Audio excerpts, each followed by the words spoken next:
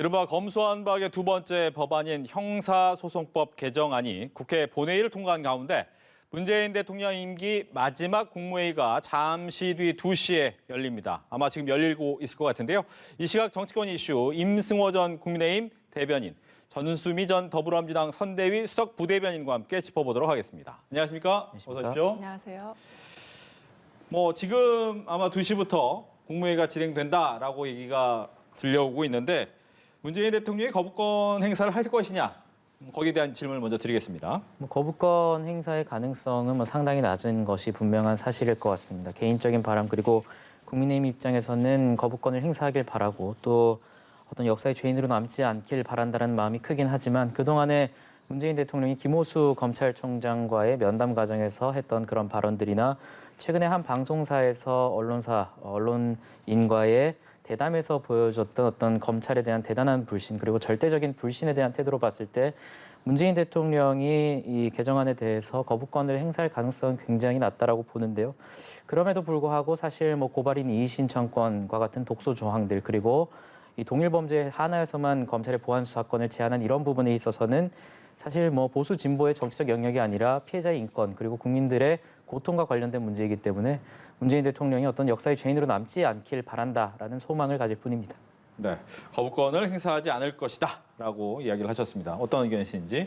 네, 저도 이제 거부권 행사 여부에 대해서는 같은 의견입니다. 사실 문재인 대통령께서는 전에 이제 노무현 전 대통령께서 검찰의 이제 무리한 수사로 인해서 이제 세상을 떠났던 그런 안타까운 모습도 직접 보셨고 무엇보다 검찰의 지금까지 이제 먼지털이식 수사 를 진행했던 것들, 그 무엇보다 이제 또 거기에 칼로 찌르고 비튼다라고 하잖아요. 이건 신재준 전 고검장께서 수사 10개에서 이제 경고를 했는데 검찰의 수사권과 기소권 문제에서도 여러 가지 검찰 내부에서도 홍준표 의원이나 이제 각기 영역의 사람들이 문제 제기를 해왔고 그러한 국민적 여론을 제대로 반영하지 못한 개혁이 없었기 때문에 민주당에서 이제 대선 패배론에 대한 책임론도 분명히 부과가 되고 있습니다. 그래서 민주당이 뒤늦게라도 대선에서 패배했지만 마지막 국민적 염원을 담아서 이러한 검찰개혁, 언론개혁을 통해서 이제 검찰을 위한 검찰에서 국민을 위한 검찰로 다시 되돌려드리겠다. 그런 의지 표명을 이제 본회의를 통해서 이제 통과가 됐고 문재인 대통령도 그러한 검찰개혁에 대한 의지가 있으시기 때문에 아마 거부권 행사는 힘드시지 않을까 생각합니다. 네. 그런 의지의 의미였을까요? 원래 10시로 예정이 됐던 국무회의 시간을 바꿨는데 과거 이제 민주당에서 그 부분에 대해서 요청이 있었다 없었다 얘기는 많았지만 일단 요청은 하지 않았다라고 얘기를 했어요.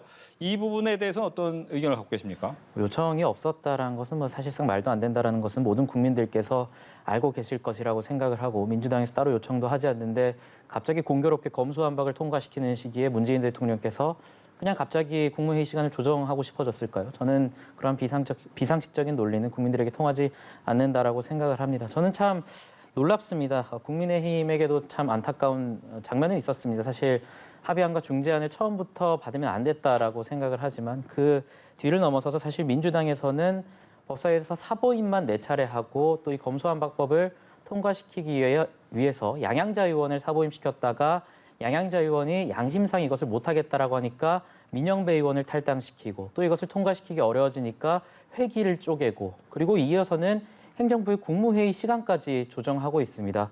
민주당이 검수완박 법안에 대해서 왜 이렇게 절박하게 그리고 반드시 문재인 대통령 임기 내에서 통과시켜야만 하는 이유가 있는지 저는 그것에 대해서 좀 되묻고 싶어요. 이렇게 꼼수에 꼼수를 더해서 검수완박 법안을 통과시키려는 이런 행태에 대해서 국민적 심판이 굉장히 크게 일 것이라고 예상하고 있습니다. 네, 말씀은 해주셨지만 이 검수완박 법안에서 검찰의 수사권과 기소권을 나눠야 된다는 큰 틀에 대해서는 동의하는 분들이 굉장히 많으시지만 조금 급박하게 국회에서도 진행이 되고 국무회의 역시도 시간을 바꿔가면서까지 진행을 한 부분에 대해서 지적하는 분들은 굉장히 많습니다. 검찰개혁을 저는 우선 검수완박이라는 단어는 좋아하지 않고요. 이제 검찰개혁, 검찰 정상화라는 단어가 적절하다고 우선은 봅니다. 근데 지금 굉장히 뭐 급속도로 졸속으로 한다는 비판이 분명히 있습니다. 하지만 동의하지 않는데 왜냐하면 이미 그 엄상석 의원 잘 아실 거예요. 형사소송법의 아버지입니다. 통과됐죠. 그분께서 뭐라고 하셨냐. 54년에 형사소송법 제정을 위한 청문회 때 검찰에게 기소권 플러스 수사권 주는 것은 굉장히 이제 파쇼다. 조만간 이거에 대해서 분리할 필요가 있다고 이미 54년에 그런 말씀하셨어요.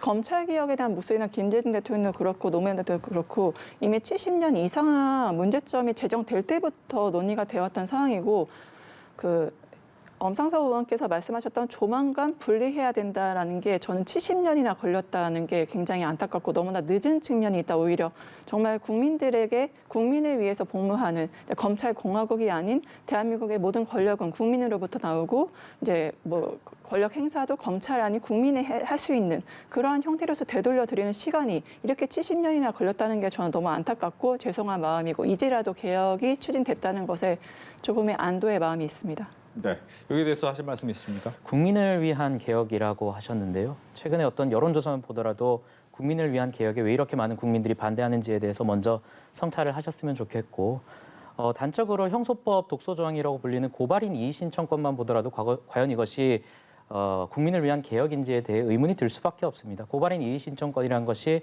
원래대로라면 이제 사회적 소수자 같은 분들 같은 경우에는 고소를 진행하기 어려우니 시민단체의 고발 같은 것을 통해서 사건이 진행되는 경우가 많습니다. 이것이 경찰의 수사가 미진할 경우에는 이 고발을 한 시민단체 등에서 이의제기를 할 수 있게 되었습니다. 단적으로 봤을 때 최근에 N번방 사건 같은 경우에도 경찰 단계에서는 이것을 불법 유통물 사건으로 불법 촬영물을 유통한 사건으로 인지하였지만 검찰 수사 단계에서 이것을 조직적 범죄다라고 인지를 하였고 이후에 그 주범인 조주빈 씨가 굉장히 큰 형량을 받는 이러한 일들이 있었습니다. 만약에 지금 검수완박법이 거부권을 행사하지 않고 통과가 되게 된다면 더 이상 고발인들은 이의 신청을 할 수 있는 그런 제도적 장치가 없게 됩니다. 경찰이 수사를 종결하게 되면 검찰에 더 이상 이의 제기를 할 수가 없는 것이고 또 여기에 대해서 검찰의 보안 수사권을 살렸다라고 하지만 동일 범죄 그리고 단일 범죄에 대해서만 수사를 하게 돼 있죠.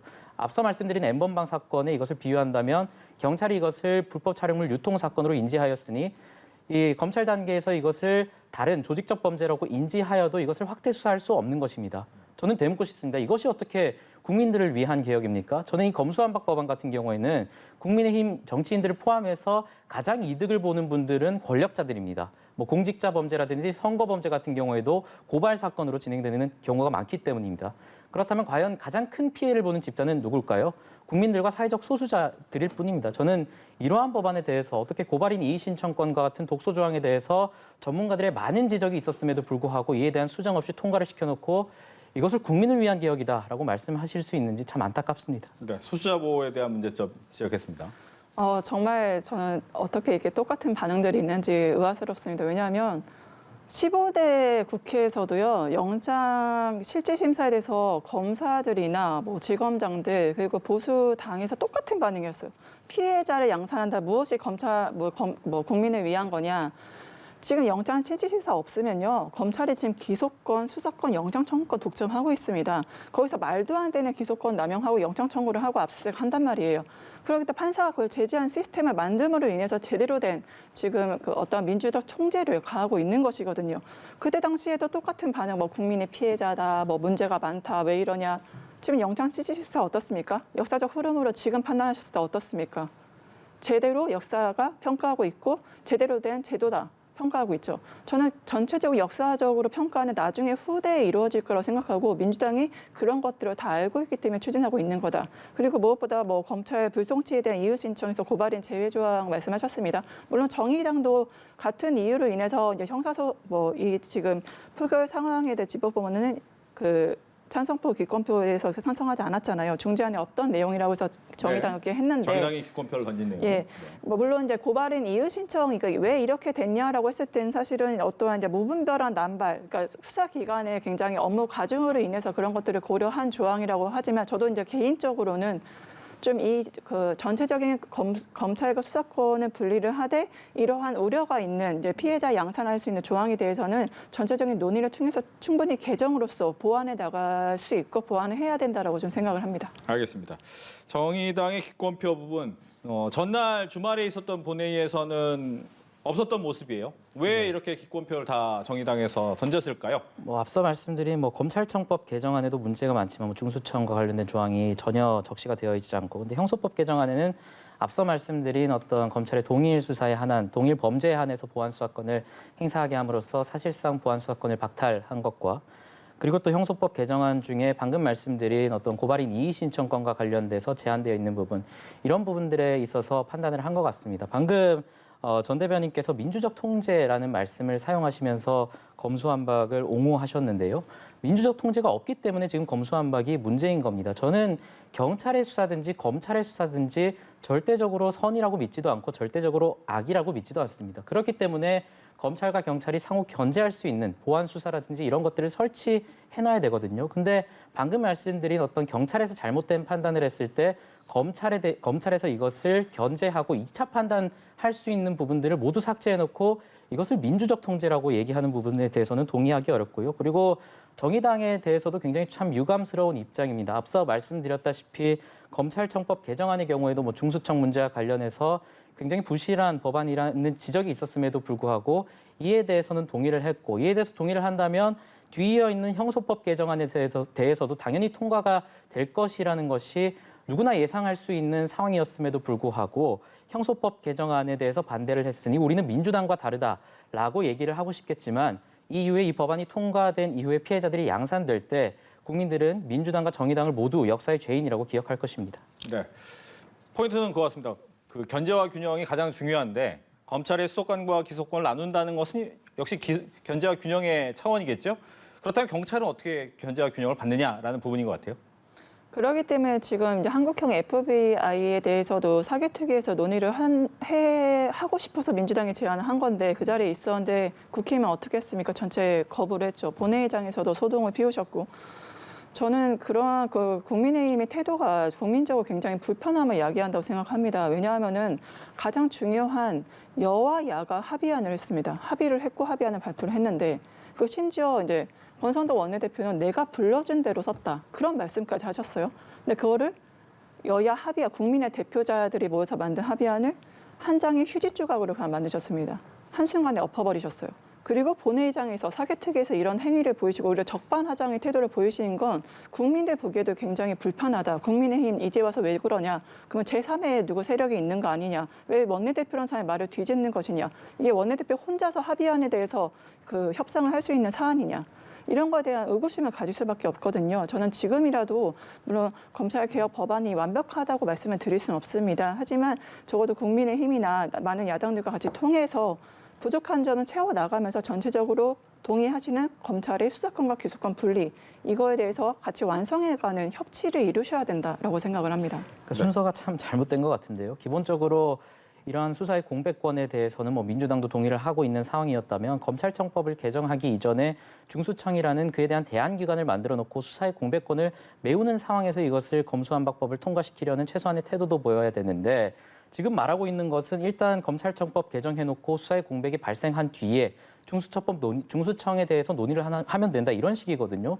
저는 이해를 할 수가 없습니다. 정상적인 어떤 의사결정 과정이라면 당연히 검수완박을 진행하는 과정에서 검찰의 수사권이라든지 경찰의 수사권에 문제가 생길 수 있으니 이에 대해서 대안기구에 관한 법률을 확실히 세워놓고 그다음에 검찰청법 개정안에 뭐 중수청이라든지 다른 명칭을 가진 기관에 이를 이양한다라는 적시하는 그런 행위가 있어야 되는데, 검찰청법 개정을 통해서 일단 박탈해놓고 문제가 생긴다면 그 뒤에 사개특위를 통해서 논의하면 된다라는 방식은 지금 이 순간과 그리고 앞으로 발생할 수밖에 없는 피해자들에 대한 최소한의 배려조차 없는 것이 아닌가 생각합니다. 네, 하실 말씀 더 있습니까? 네, 엄청난 프레임으로 전 국민의힘이 참 항상 대단하다고 생각합니다. 항상 언론 플레이와 프레임으로 우선 검수완박이라는 이름 자체를 그렇고 계속 그 프레임으로서 어떤 사람을 죽음에 이끌고 가거나 프레임으로서 계속 어떠한 이념으로서 그 갈라치기를 시도를 하시는 거에 대해서는 저는 국민들이 과연 그거를 원하실까.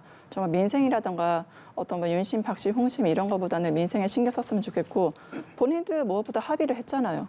말 뒤집으시면 안 되죠. 본회의장에서 국회의장에게 성적인 발언도 하시고 그게 남녀 입장을 바꾸셨으면 어땠을까. 저는 이제 국민의힘에서는 이제는 한번 협의의 모습을 보이셨기 때문에 이런 태도를 보이셔서는 안 된다고 생각을 하고, 무엇보다 또 프레임을 짜시는 게 당장 피해자가 양산된다? 정말 검찰 우월주의, 검찰 만능주의입니다. 경찰에 많은 역량이 집중돼 있고 권은희 의원도 이거에 대해서 동의를 했습니다. 그리고 유예 기간을 뒀습니다. 갑자기 다 끝내서 갑자기 다 모든 걸 가져가자는 게 분리하자는 게 아닙니다. 실질적인 유예 기간이 있고 보안 수사로 뒀습니다. 그러한 절충안을 둔 상태에서 이렇게 무리한 프레임을 짜시는 것은 전 국민들이 과연 납득할 수 있을까라는 그런 무리한 해석이 아닐까 생각합니다. 짧게 반박 듣고 다음 주제로 넘어가겠습니다. 권은희 의원의 발언을 빌면서 이렇게 정당성에 대해서 호소하시는 분들이 무소속인 양양자 의원에 대해서는 왜 그렇게 매정하셨는지 다시 묻고 싶고요. 저는 이것은 프레임이 아닙니다. 검수완박이라는 것이 마치 국민의힘에서 이것을 의도적으로 만들어내고 있다라고 하지만 사실상 검찰의 사건을 박탈하는 것이고 검찰 우월주의라고 표현하셨지만 저는 다시 말씀드리지만 검찰의 수사도 완벽하지 않고 경찰의 수사도 완벽하지 않다라고 생각을 합니다. 그렇기 때문에 상호 견제할 수 있는 장치를 만들어놔야 되는데 이의 신청권도 박탈하고 보안 수사권도 사실상 박탈하면서 경찰의 수사와 검찰의 수사가 상호 견제될 수 있는 그런 장치를 모두 없앴거든요. 그렇다면 검찰의 수사는 과연 옳냐? 검찰이 기소한다라고 해서 그에 대해서 바로 유죄 판결이 나오는 것도 아닙니다. 검찰에 있어서 기소라든지 수사가 잘못된 부분들이 있을 수 있기 때문에 사법부에서 1심, 2심, 3심 판단을 거치는 것이거든요. 그래서 이러한 상호 견제 장치가 이미 만들어져 있음에도 불구하고 그것을 박탈해놓고 민주적 통제를 하는 국민들을 위한 개혁이다. 라고 말씀하시는 부분들에 있어서 저는 상당히 좀 민주당이 뻔뻔하다라는 생각을 하고 또 이에 대해서 이것을 반영한다는 것이 최근에 어떤 국민적 여론조사가 있지 않겠습니까? 그래서 국민적 여론이 왜 이 부분에 대해서 굉장히 큰 역풍이 불고 있는지에 대해서 진지하게 성찰하셔야 된다고 생각합니다. 네. 인수위 오늘 국정과제 발표에서 새롭게 다시 형사사법 개혁을 하겠다라고 당선인이 이야기를 했기 때문에 아마 이 관련된 법안은 다음 정부 초기, 이번 정부죠. 이 윤석열 당선인의 정부에서도 계속해서 논의가 될 것이다라고 생각을 해보면 될 것 같습니다. 다음 주에는 인사청문회입니다. 김인철 사회부총리 겸 교육부 장관 후보자 자진 사퇴 표명했습니다. 평가 먼저 듣겠습니다. 전체적으로 저는 좀 이런 경우가 보기 힘든 것 같습니다. 이번에 후보자로 나오신 분 한 분 한 분이 다 기업하고 가족 문제로 연루가 돼 있습니다. 전에 이제 박근혜 대통령 그때는 한 3-4건? 그 3-4명 정도 좀 그런 문제가 있었는데 지금 이게 전반적인 모든 인사들이 총체적으로 문제가 있다. 특히 폴브라이트 장학금을 받기 위해서 공부하신 분들 잘 아실 거예요. 정말 한 사람도 받기 힘든 장학금입니다. 그리고 가족 전체가 받았다? 이거는 뭔가 정치적이라든가 어떤 권력적인 힘이 작용하지 않고서는 받을 수 없는 장학금이라는 점에서 저는 이 사람들이 이 가족 일가가 받음으로 인해서 다른 받아야 했던 정말 공부를 너무 하고 싶었던 사람의 또 하나의 피해자, 국민적인 선한 피해자를 양산했다. 근데 어떻게 저렇게 뻔뻔하게 진작하지 않고 이제서야 문제 제기를 하니까 이제 사퇴를 하시는지 이런 인사를 사전에 왜 검증도 안 하고 그 후보자로서 하셨는지 자체가 굉장히 걱정이 되고 당선인과 50년 지기, 당선인과 선후배 여러 가지 친인척 학연 혈연으로 이제 결부된 이런 후보자 맥락을 보면서 국민들이 윤석열 당선인의 차기 행정부에 대해서 어떤 생각을 하게 될까? 과연 기대를 할 수 있을까? 여론조사 한국갤럽 29일 여론조사만 보더라도 문재인 대통령에 대해서 국정 수행 능력 평가에 대해서는 긍정이 45%입니다. 내려오는 그 대통령에 대해서. 근데 이제 막 취임하는 당선인에 대한 이제 국정 수행 능력 평가를 봤을 때는요. 부정적 여론이 더 많습니다. 그것도 45%, 부정이 45%. 이거는 한국갤럽 조사입니다. 무엇을 얘기하는 걸까? 윤석열 당선인이 제발 불통이 아니라 소통하시고 국민적 여론이라든가 목소리를 반영을 하셔서 이제는 이런 하나의 캐비넷 구성에 좀 더 신중을 가할 필요가 있다 생각합니다. 네, 인사 검증의 문제는 피할 수는 없을 것 같아요. 예, 물론 김인철 후보자에 대해서도 저도 상당히 많은 우려를 표했고 결국에는 법적인 문제는 없다라고 본인은 말할 수도 있겠지만 도덕적인 그리고 국민적인 시선에서 봤을 때 풀브라이트 장학금을 가족 한 명이 아니라 가족 구성원 모두가 수여받았다라는 것에 대해서는 국민적 감정이 용인할 수 있는 부분을 상당히 넘었다라는 부분에 대해서도 저도 동의를 하고요. 이제라도 이 부분에 대해서 사퇴를 한 것이 참 다행이고 앞으로는 좀 더 철저한 검증이 있어야 된다라고 생각합니다. 다만 저는 민주당 입장에서도 이 문제에 대해서 참 이렇게 뻔뻔하게 불과 몇 년 전까지만 하더라도 문재인 정부가 출범할 때 5대 인사 기준이니 7대 인사 기준이니 당당하게 얘기하셨다가 모든 인사가 위장 전입 등등 인사 기준에 걸리는 부분이 나오니까 지금 야당의 동의를 얻지 않고 임명한 장관 수만 하더라도 31명으로 역대 정부 중에 최대거든요. 그래서 저는 물론 국민들은 당연히 비판을 할 수 있고 비판을 해야 된다라고 봅니다. 그럼에도 불구하고 민주당에서는 본인들이 만들었던 5대 인사 기준, 7대 인사 기준에 모두 부적합한 인물들이 나왔음에도 불구하고 적어도 최소한의 어떤 염치라고 볼 수 있겠죠. 자진 사퇴하는 문제는 이런 자진 사퇴하는 분들 없이 역대 최고로 많은 분들을 야당의 동의 없이 임명을 하셔놓고 그 문제에 대해서 이런 방구도 없이 마치 문재인 정부는 모두 깨끗했지만 윤석열 정부는 처참하다라는 식으로 발언을 하는 것은 상당히 유감이고요. 또 앞서 어떤 한국갤럽의 여론조사를 언급하시면서 뭐 당선인의 지지도와 어떤 문재인 대통령의 지지도를 말씀해 주셨지만 저는 그 여론조사에서 또 검수완박 여론조사는 왜 안 보시는지 모르겠어요. 검수완박 여론조사 같은 경우에는 모든 여론조사 기관에서 상당히 높은 비율로 검수완박에 대해서 국민적 우려를 표하는데 저는 여론조사를 인용할 수 있다라고 봅니다. 하지만 여론조사를 부패식으로 골라먹는 것은 상당히 지양해야 된다고 봅니다. 알겠습니다. 또 한 분은 이제 지금 인사청문회가 진행 중이고 있는 정호영 후보자입니다.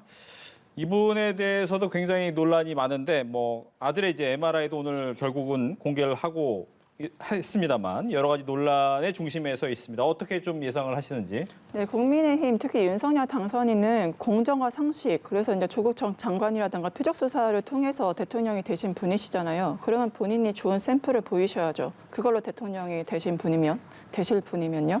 그런데 윤석열 당선인의 공정과 상식은 바로 이제 전 정호영 후보자를 통해서 상징성이 있다 생각하는데 진작에 결단을 내려오셨어야죠. 근데 이분이 끝까지 지금 있다는 건 윤석열 당선인 캐비넷에 공정과 상식은 국민의 눈높이에 너무 부합하지 않는다라고 생각하고 계속 자료 내려갈 때 제출하지 않다 이제서야 냈어요.